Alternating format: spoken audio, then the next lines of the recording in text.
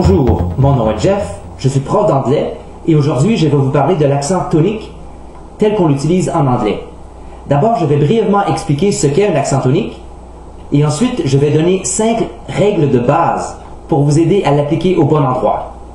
Chaque langue a sa propre musique et quand vous apprenez une langue, vous devez donc aussi apprendre le rythme de cette langue. Lorsque j'ai appris l'anglais, j'ai eu de la difficulté à bien saisir et appliquer son rythme. Parce que ma langue maternelle, le français, n'a pas d'accent tonique. Comme vous le savez sûrement, en français, on prononce chaque syllabe avec la même emphase, comme le mot Canada, par exemple. L'anglais, de son côté, utilise l'accent tonique, ce qui veut dire que dès qu'un mot a 2 syllabes ou plus, une de ces syllabes est accentuée, c'est-à-dire prononcée plus fort et plus longtemps, comme par exemple le mot banana. Mais le plus difficile, c'est de trouver la bonne syllabe à accentuer. Oui, l'anglais a un petit défi pour vous. Son accent tonique est presque aléatoire. Ça veut dire que lorsque vous apprenez un nouveau mot, vous devez aussi apprendre son accent tonique. Heureusement, aujourd'hui, je vais vous rendre la vie plus facile en vous donnant 5 règles de base qui vont vous aider à accentuer la bonne partie du mot. Les voici. Règle numéro 1. Avec les noms et les adjectifs de 2 syllabes, l'accent est normalement sur la première syllabe.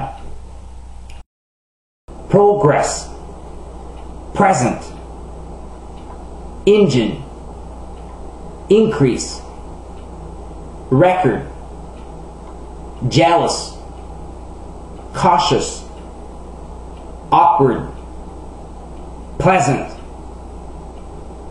Règle numéro 2.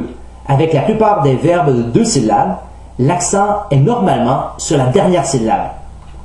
Present, increase, admit, announce, begin, arrange, impress, decide, offend, record. Règle numéro 3. Les mots finissant en « chen » sont habituellement accentués sur l'avant-dernière syllabe.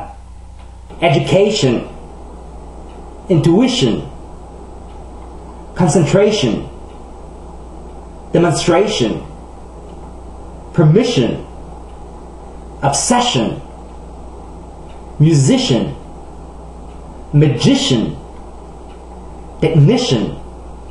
Television est une exception importante. Règle numéro 4. Les mots finissant par « ic » sont habituellement accentués sur l'avant-dernière syllabe.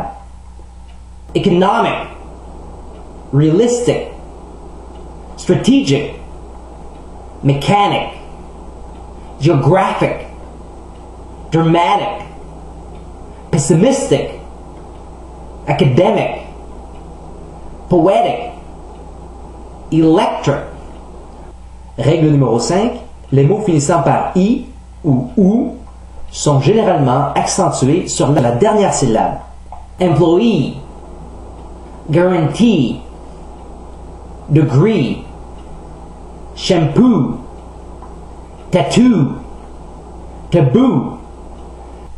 Committee et coffee sont des exceptions importantes ici encore. Voilà, 5 règles faciles qui vous aideront à placer l'accent sur la bonne syllabe. Avant de terminer, voici un avertissement au sujet de l'accent tonique. Dans le doute, abstenez-vous. Autrement dit, il vaut mieux ne pas accentuer que d'accentuer la mauvaise syllabe. Je le sais par expérience.